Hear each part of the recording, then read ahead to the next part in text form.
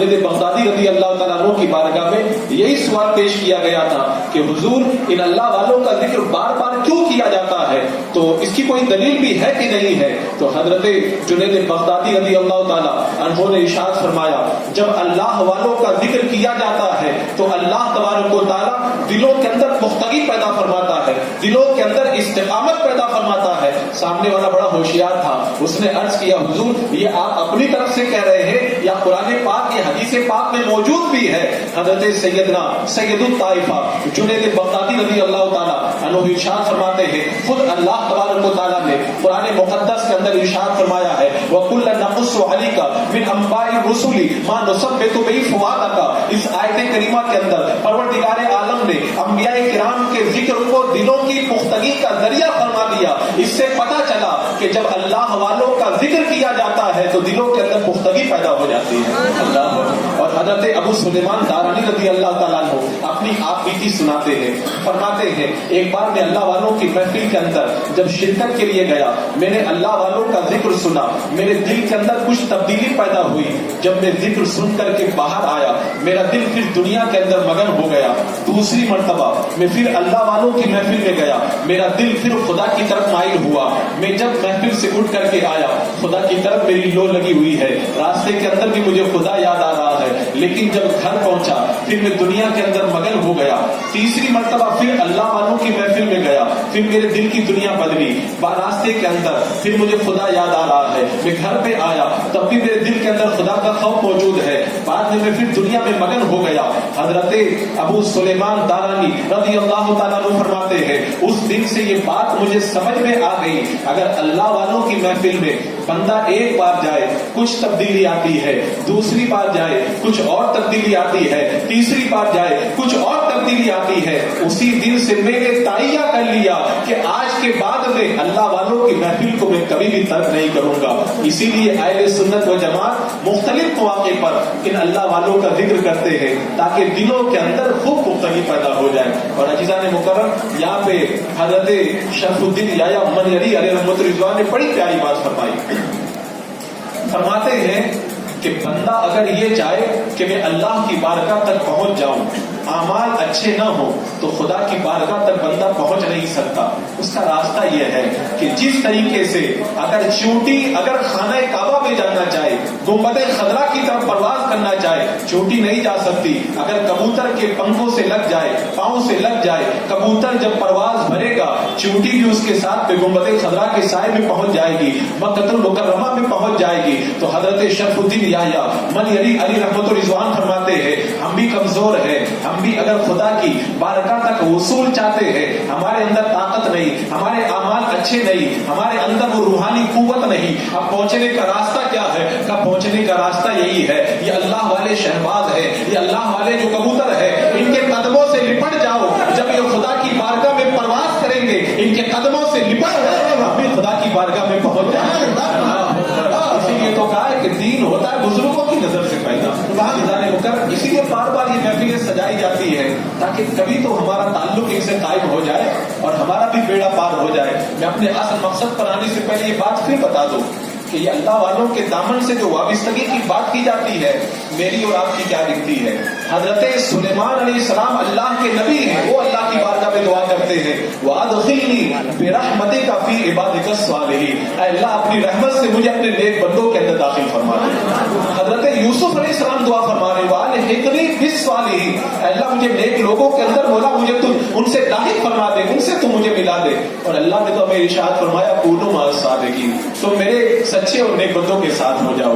अजीज़ान मुकर्रम, तो ये अल्लाह वालों का दामन पकड़ना बड़ी बरकतों वाली बात है।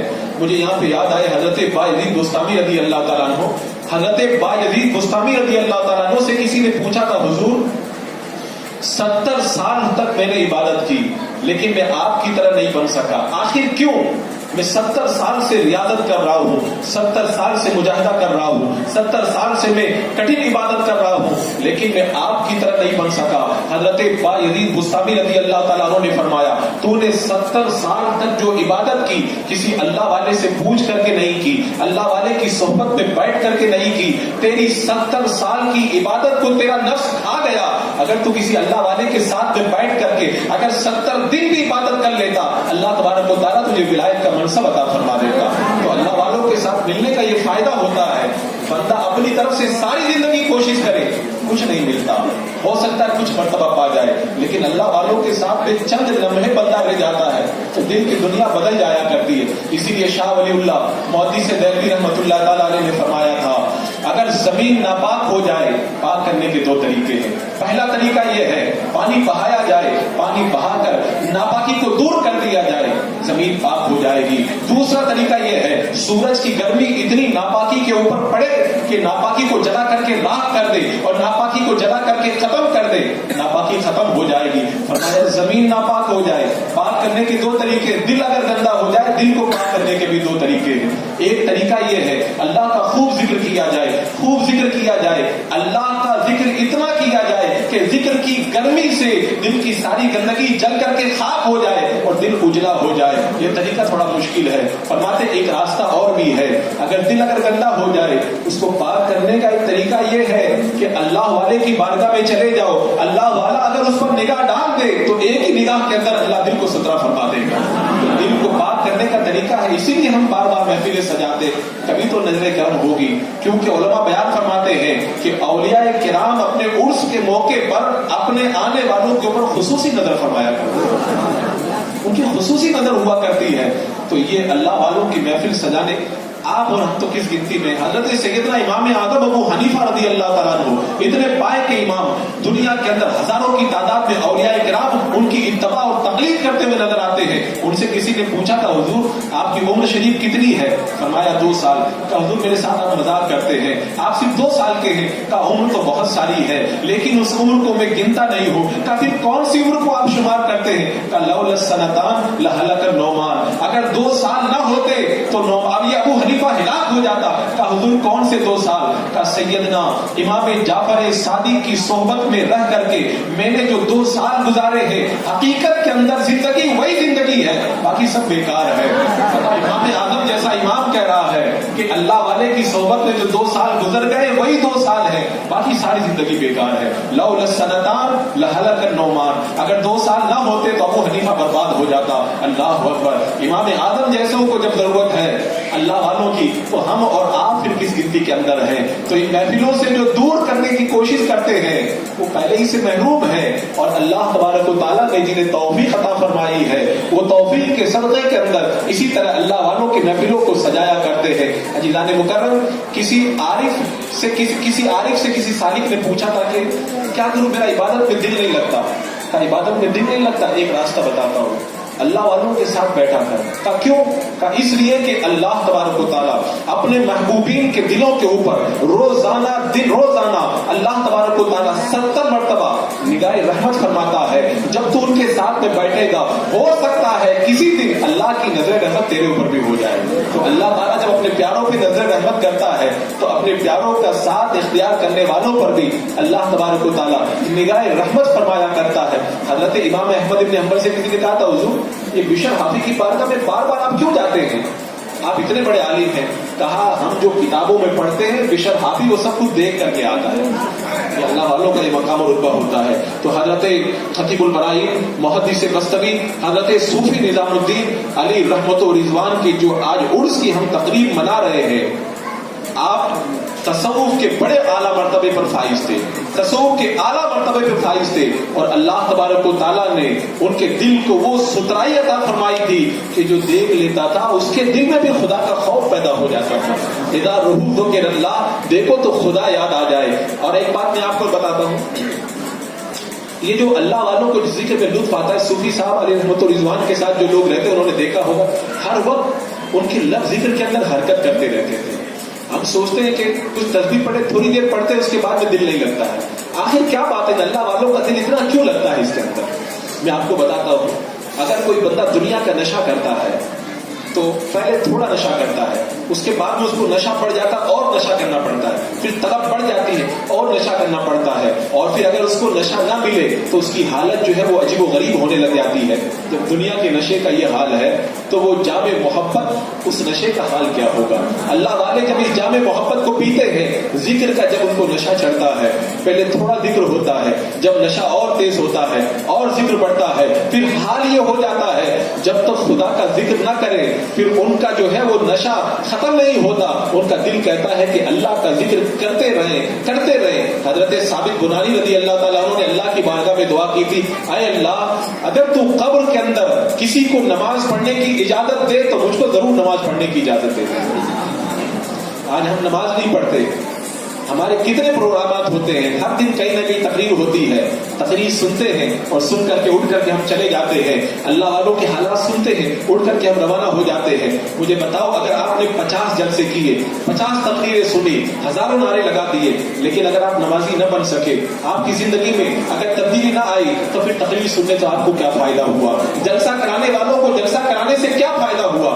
جلسہ اسی لیے تو کرایا جاتا ہے, اللہ والوں کی محفل اسی لیے تو سجائی جاتی ہے تاکہ لوگ سننے کے لیے آئیں, سن کر کے جائیں اور اپنی زندگی کے اندر کچھ تبدیلی پیدا کریں. یہ دیکھو, یہ ہے اللہ والے. حضرت ثابت بنانی صرف دنیا میں نہیں بلکہ کہتے ہیں, اللہ اگر تو مرنے کے بعد قبر کے اندر کسی کو نماز پڑھنے کی اجازت دے تو اے پروردگار تو ثابت کو ضرور اجازت دینا. اور حضرت عبداللہ بن عباس رضی اللہ تعالیٰ عنہ جب ان کی آنکھ کے اندر تکلیف ہوئی, طبیب کو بلایا گیا.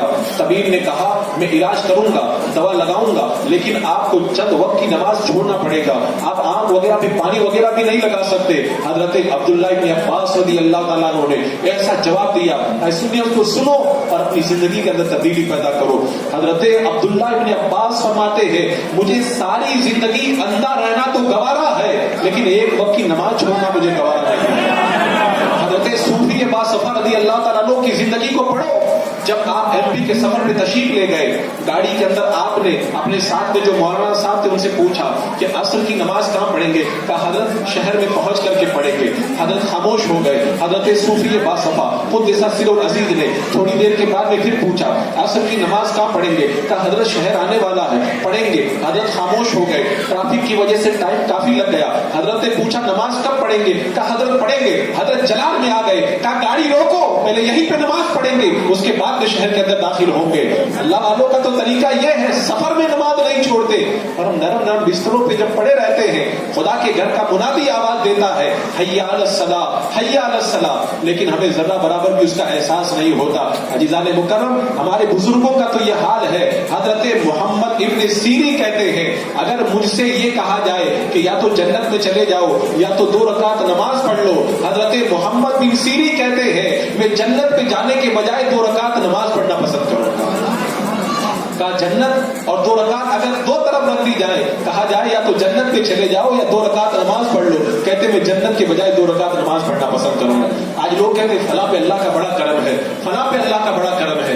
میں آپ کو بتاتا ہوں اللہ کا کرم کس پہ ہے. میرے آقا صلی اللہ تعالی علیہ وسلم نے ارشاد فرمایا, اس بندے پر اللہ کا بڑا کرم ہے جس بندے کو اللہ نے 2 رکعت نماز پڑھنے کی توفیق عطا فرمائی. لوگ کہتے ہیں اللہ نے فلاں کو مالدار کر دیا, اس پہ اللہ کا کرم ہے. میرے آقا فرماتے جس کو 2 رکعت نماز پڑھنے کی توفیق دی گئی اس بندے پہ اللہ کا بڑا کرم ہے. اور یہ ابھی نہیں پتا چلے گا, یہ مرنے کے بعد جب بندہ قبر میں چلا جائے گا تب پتا چلے گا. ایک بندے کا جب انتقال ہوا اور اس کے بھائی نے 2 رکعت نماز اس کی قبر کے پاس پڑھی, خواب کے اندر اپنے بھائی کو دیکھا, بھائی آیا تو اس نے حال چال پوچھا, کہا تم کو کس چیز کی ضرورت ہے؟ تو مرنے والے بھائی نے اپنے بھائی سے کہا کہ میرے انتقال کے بعد میں جو 2 رکعت نماز تم نے میری قبر کے پاس پڑھی تھی بس وہ 2 رکعت چاہیے. یہ مرنے کے بعد 2 رکعت اتنی قیمتی ہو جاتی ہے. آج ہم ایسے ٹائم پاس کر لیتے, وقت ضائع کر لیتے ہیں. حالانکہ فرمایا گیا کہ بندہ جب پڑھتا ہے سبحان اللہ و بحمدہ سبحان اللہ العظیم, تو اس بندے کے نام کا جنت میں ایک باغ لگا دیا جاتا ہے. اور اس کا احساس ہمیں ابھی نہیں ہوتا. مرنے کے بعد بندہ تمنا کرتا ہے, قرآن پاک کی آیت کریمہ موجود ہے, بندہ مرنے کے بعد کہے گا رب ارجعون, اے اللہ مجھے دنیا کے اندر واپس بھیج دے, لعلی اعمل صالحا فیما ترکت کلا, تاکہ میں دنیا میں جاؤں اور جا کر کے نیک اعمال کر کے آؤں. رب فرماتا ہے انہا کلمۃ هو قائلها, مرنے کے بعد بندہ یہ بات کہے گا, لیکن اس سے کہا جائے گا ارے نادان تو دنیا میں سے تو آ رہا ہے, اللہ نے تجھے موقع دیا تھا, تو نے موقع کا فائدہ کیوں نہیں اٹھایا؟ اس کے بعد میں بندہ کہے گا کہ اللہ مجھے دنیا میں بھیج دے تاکہ میں اکون من الصالحین، میں صالحین میں سے ہو جاؤں، فاصدق واکن من الصالحین، میں صدقہ کر کے نیک بندوں میں سے ہو کر کے آ جاؤں۔ کہا جائے گا قدرت کا یہ دستور ہے، جو دنیا سے چلا جاتا ہے اسے دوبارہ دنیا میں نہیں بھیجا جاتا، پہلے موقع ملا تھا، اس موقع کا فائدہ تم نے کیوں نہیں اٹھایا؟ عزیزان مکرم، حضرت صوفی باصفا کی حیات طیبہ کا یہ درس اپنی زندگی کے اندر سجاؤ، تب جا کر کے ان جلسوں کا کچھ فائدہ نظر آئے گا۔ حضرت صوفی باصفا تصوف کے اعلیٰ مرتبے پہ فائز۔ عام طور پہ میں نے تصوف کی جو تعریفیں پڑھی، تصوف کی بہت ساری تعریفیں ملی، یعنی سینکڑوں کی تعداد میں تعریفیں۔ جب میں نے ساری تعریفوں کا دیکھا تو خلاصہ مجھے اتنا ہی نظر آیا، صوفی کا مطلب یہ ہے کہ جو بندہ اللہ کی رضا اور رسول اکرم صلی اللہ تعالی علیہ وسلم کی مرضی کے اندر اپنی مرضی کو فنا کر دے، اسی کا نام صوفی ہے۔